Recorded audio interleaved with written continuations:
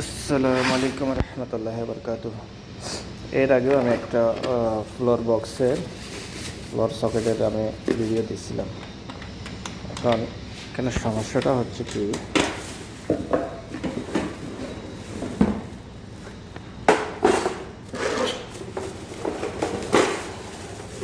এখানে সমস্যাটা হচ্ছে পাইপগুলো আসছে উপর দিয়ে, আর এখানে হোল আছে সাইডে, সেন্টারে কোনো হোল নাই। এখানে সেন্টারে কোনো হোল নাই।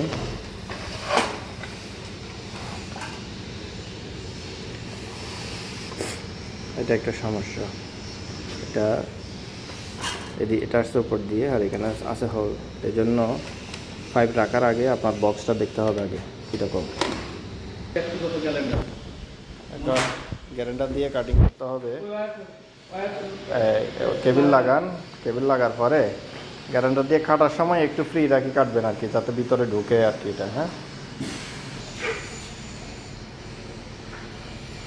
5 আসছে উপর দিয়ে, আর বক্সের এটা আছে নিচ সাইডে দিয়ে। এখন একটু করা যাবে, কিন্তু একটু কষ্ট হবে আর কি।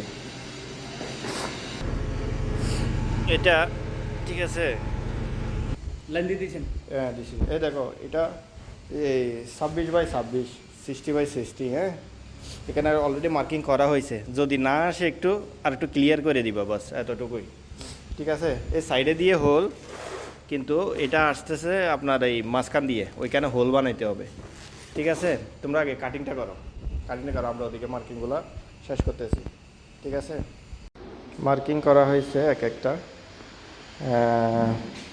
যেটা ফ্লোর সকেট আছে, ফ্লোর সকেটের যে সাইজটা আছে এটা হচ্ছে 26x26 সেন্টি।